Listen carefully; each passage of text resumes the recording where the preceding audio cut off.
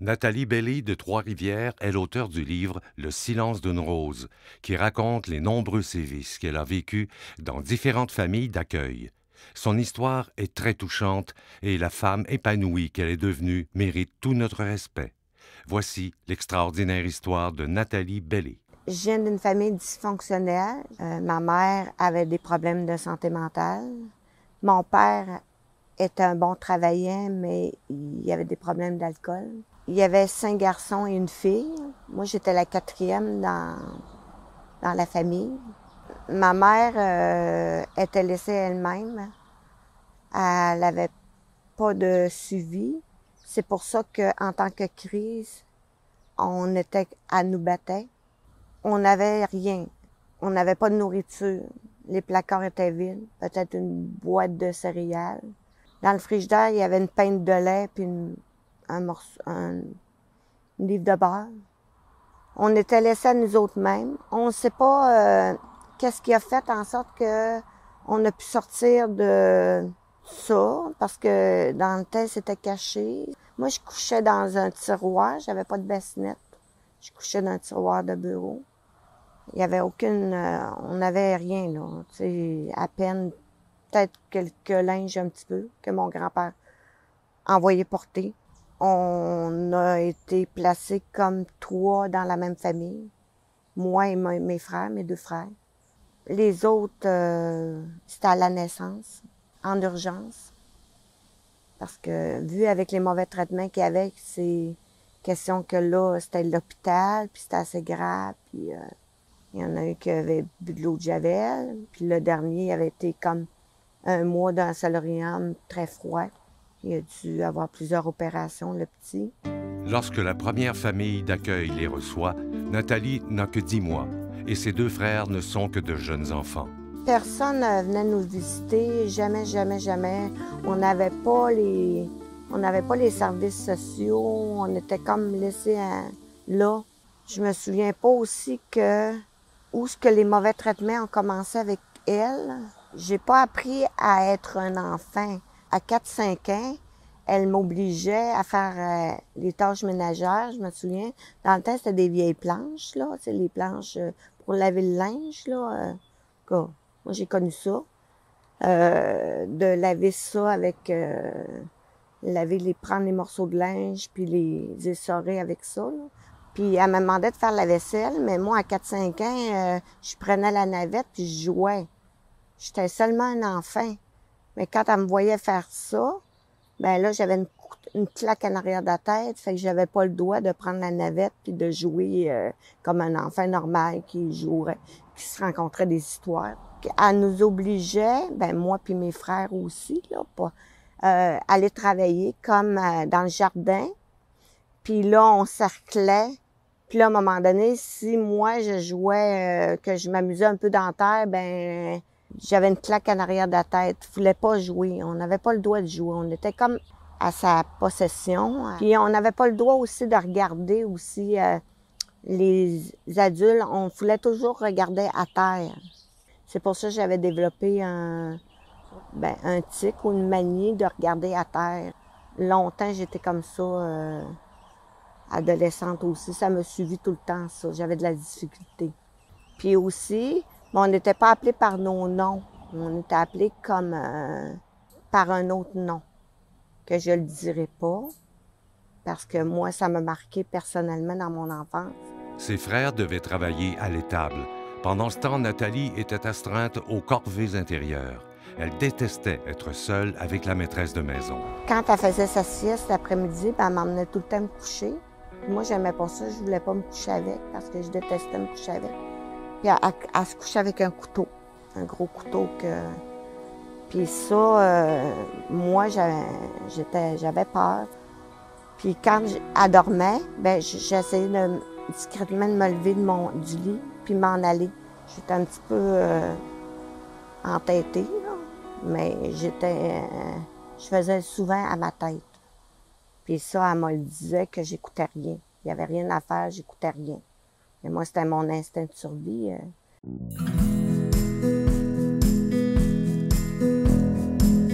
La nuit, ben, elle se promenait, Puis là, elle venait comme, elle attendait que je dorme. Puis là, elle venait me battre durant la nuit.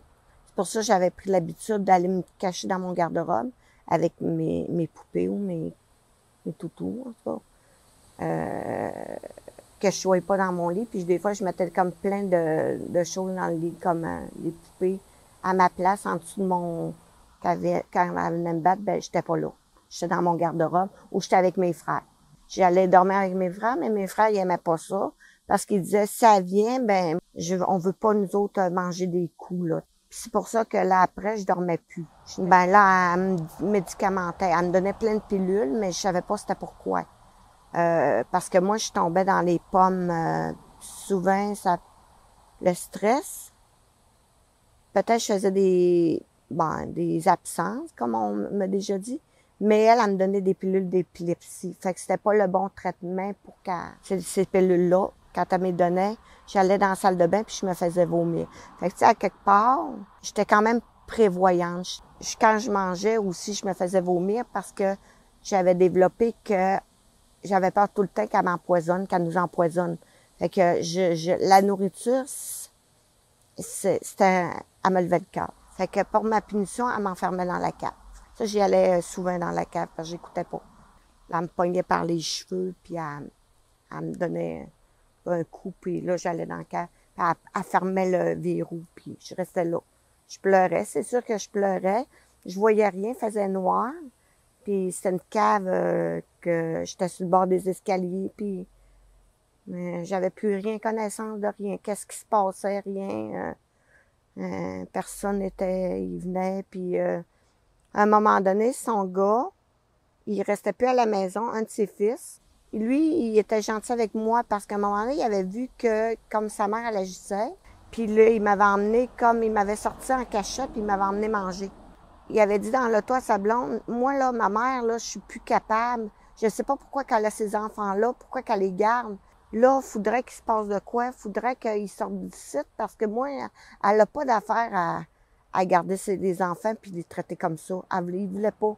Puis, je passais 2-3 jours dans la famille à sa blonde. Puis là, j'étais bien parce qu'on me faisait pas de mal. Après, elle venait me rechercher. Puis là, elle était correcte avec moi. Elle était gentille, peut-être une journée. Puis là, elle était gentille. Là, elle me disait, je te ferai plus de mal, je vais faire... Mais là, après, elle recommençait. Nathalie Bellé va très peu à l'école et personne ne s'en inquiète, ni ne pose de questions. Pourtant, lorsqu'elle y est, elle perd souvent conscience ou dort sur son pupitre. On la réveille pour prendre l'autobus. Je me rappelle, à un moment donné, j'avais appelé mon père pour lui demander de l'aide. Puis là, mon père, il me disait qu'il pouvait pas rien faire, que si, mettons, qu'il venait nous chercher, il pouvait aller en prison, il pouvait être arrêté, parce que vu qu'on avait été placés par ordre de la cour. Fait que moi, quand je raccrochais, j'étais en pleurs, j'étais rendue après, je pleurais même plus, parce que j'étais rendue très dure avec moi. Un jour qu'elle est enfermée dans la cave, elle reçoit sur la tête un cadre de porte. Elle perd conscience et fait une commotion cérébrale. Là, elle m'avait envoyé me coucher après. Puis là, quand je me suis réveillée, ben je me suis mis à vomir partout. Là, j'ai été emmenée à l'hôpital parce que j'ai rencontré le médecin, rencontré toute seule. Puis il m'a dit, au début, je parlais pas parce que j'avais comme peur. Il m'a présenté des bonbons, chose que je ne connaissais pas, des bonbons. Ben là, il m'a dit, qu'est-ce qui se passe avec sa madame-là? Fait que là, moi, j'ai dit qu'elle nous battait. Puis il m'a dit, OK, c'est correct, tu peux retourner avec la madame. Puis il m'a dit, ça va bien aller. Là, rendu chez elle, elle était gentille, mais après, elle est revenue comme encore là, avec les mauvais traitements. Mais ça n'a pas duré longtemps parce qu'après, on a vu comme des policiers débarquer, puis des intervenants sociaux. Puis là, ils ont arrêté la madame, puis nous autres, on a embarqué avec les travailleurs sociaux pour nous emmener à l'orphelinat.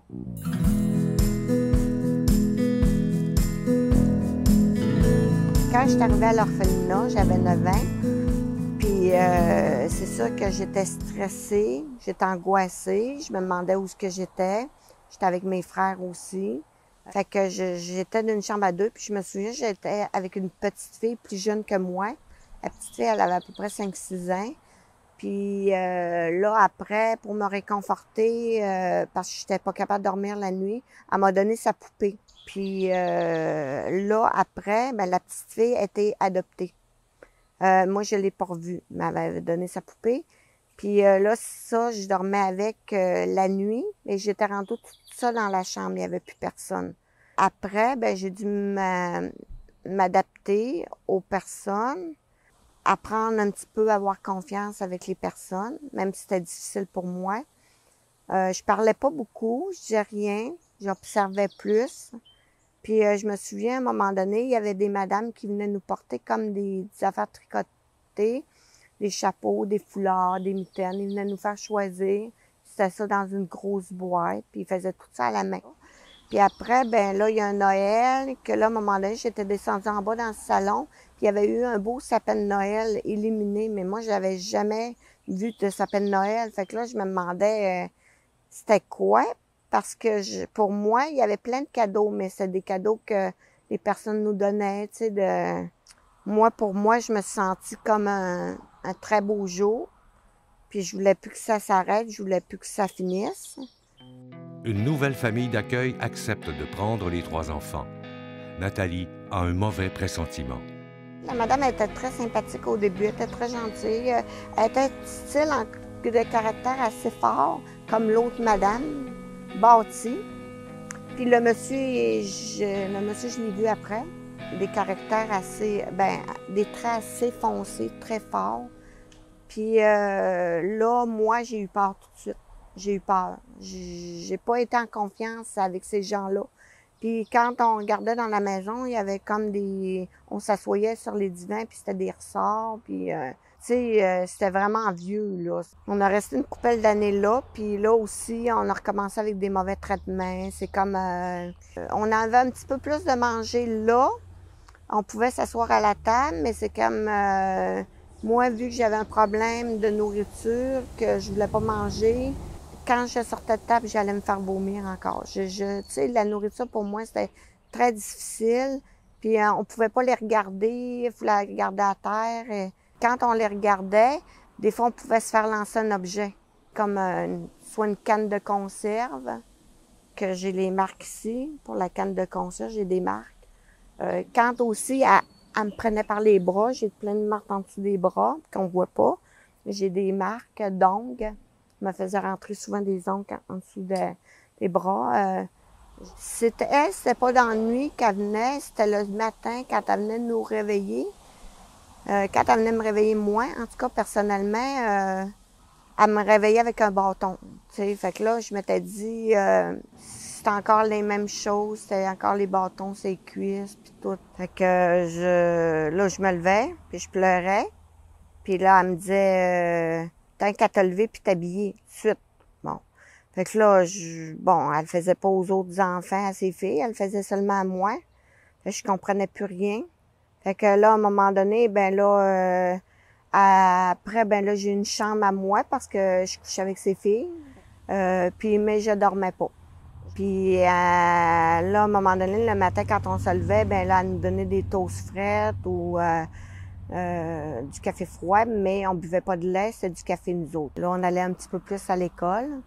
Comme lunch, elle nous faisait comme des grosses sandwichs avec soit du Paris pâté ou de la grosse viande de canne, là, que je mangeais pas. Puis elle nous mettait ça de moutarde. Fait que moi, pour ça, j'ai développé comme un genre de... La moutarde, j'aime pas ça. J'en ai jamais mangé à cause de ça. Fait que je prenais mon lunch et je le jetais à la poubelle.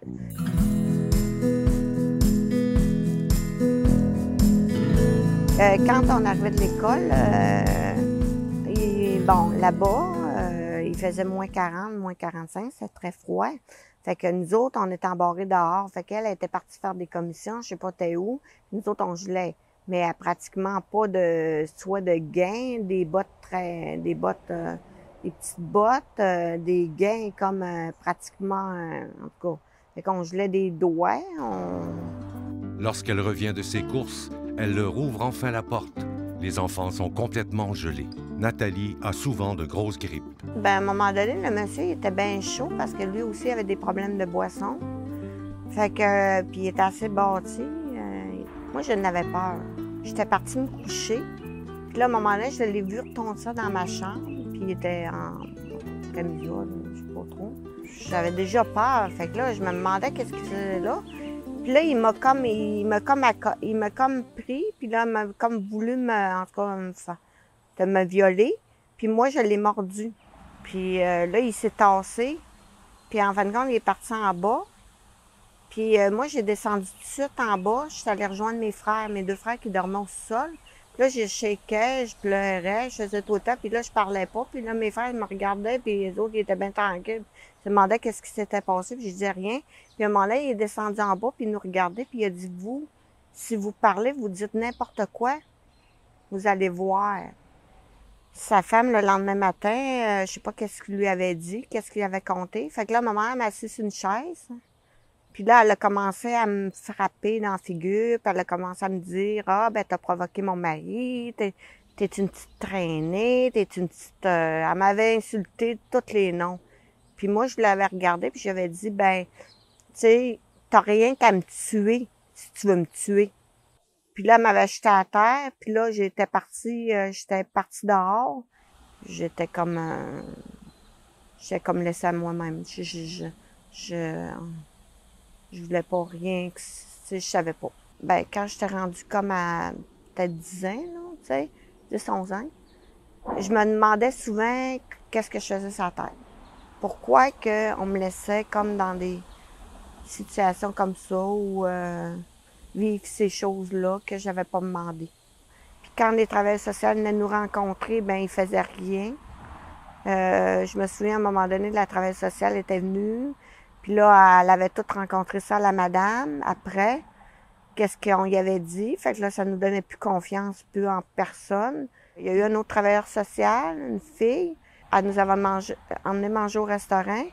Puis là, on voulait pas parler. Puis là, elle avait dit, tu savez, tu peux me dire des choses, on va vous aider. Puis là, mon frère m'a donné des coups parce que je voulais pas parler, mais je savais pas. Fait que là, là, à un moment donné, elle dit, quand elle a vu mon frère me donner des coups, elle dit non, là, vraiment, on est là pour vous aider.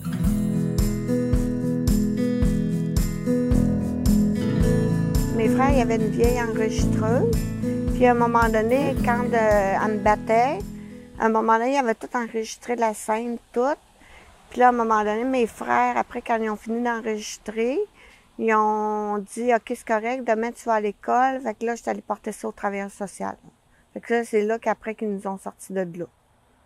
Puis c'était leur preuve, comme quoi que là, il fallait qu'ils nous sortent de là. Le lendemain, les enfants vont chercher leurs effets personnels. C'est alors que la marâtre fait une surprenante demande à la travailleuse sociale qui les accompagne. Puis elle est allée lui demander si elle pourrait avoir d'autres enfants en famille d'accueil. Puis là, la travailleuse sociale, elle l'a regardé droit dans les yeux, je me souviens très bien. Puis elle lui a dit, ben vous êtes sa liste noire, ça finira pas là. Fait que là, après, on est rembarqué dans le camion, puis on est parti. Je pense qu'il est allé en prison, il y a eu des accusations assez sévères. Mais il était vraiment sa liste noire, il avait plus le droit d'avoir aucun enfant en famille d'accueil, même si elle le voulait. Il n'y avait plus de famille qui prenait 3 enfants, c'était trop. Fait que, vu que c'était assez... On avait des bons dossiers. Fait que là, il aimait mieux nous séparer, nous mettre dans une famille, puis l'autre, puis tout. Fait que là, c'est là que j'ai été séparée de mes frères. Et j'ai trouvé ça très, très difficile au début, parce que là, moi, mes frères, c'était comme un genre de pilier. On était ensemble, tu sais, c'était ma sécurité. Je me demandais si j'avais le goût de vivre encore. Bon, j'ai eu une famille, puis les autres, ils étaient quand même corrects, tu sais. Mais c'est moi qui s'adaptais pas. Je ne faisais même pas mes sacs verts, je faisais rien. Puis après, ben là, ils me déménageaient de place parce que là, la madame, elle pouvait plus me garder. Problème de santé, elle. Puis là, après, je m'en allais d'une autre famille. Je refusais de manger, je m'enfermais d'une chambre. J'étais comme... je voulais rien. J'étais comme déconnectée de la vie, de la réalité. Puis là, la madame encore, c'était des personnes plus âgées. Ils savaient pas quoi faire. Fait que là, ils appelaient les services sociaux. Puis là, je retournais encore dans une autre famille. Et je pense que j'en ai fait à peu près 4-5. Là, j'ai eu comme une grâce, que ça, on peut appeler ça. Après toutes ces familles d'accueil-là, j'ai finalement rencontré des bonnes personnes, puis qui m'ont respectée telle que la jeune fille que j'étais. Même si des fois c'était pas toujours facile. Ils m'ont comme épaulée, puis ils m'ont comme donné plus confiance en moi qu'une chose que j'avais pu. Puis j'avais développé aussi de regarder toujours à terre. Puis ça, ils m'ont comme ont été très patients avec moi, puis ils me l'ont dit comme vraiment souvent de faire attention. Mais ils ont dit que ça allait beaucoup m'aider si je corrigeais mon regard, de regarder comme les personnes dans les yeux que non pas à terre. Ouais, c'est ça. J'étais rendue à 14 ans, puis là, ils m'ont comme été me chercher des vêtements, puis des beaux vêtements, puis tu sais, c'était mon anniversaire. Puis que moi, un gâteau, je savais pas c'est quoi avoir un anniversaire. Ils m'avaient fait asseoir à la table, puis j'étais émue, puis je parlais pas. Puis là, après, ils m'ont comme donné des cadeaux que j'avais pas l'habitude d'avoir. J'ai vu que ils venaient à moi, tu sais, que c'était pas pour l'argent. C'était parce qu'ils voulaient m'offrir une famille, puis ils voulaient mon bien, tu sais, ils voulaient que je sois heureuse. M'aider à devenir la femme que je suis aujourd'hui. Puis là, j'ai dû communiquer avec, IVAC. Puis là, ils m'ont dit, avec toute l'enquête qu'ils ont faite, ils m'ont donné un nom d'une psychologue, plusieurs noms. Puis là, j'ai été 1 an en thérapie.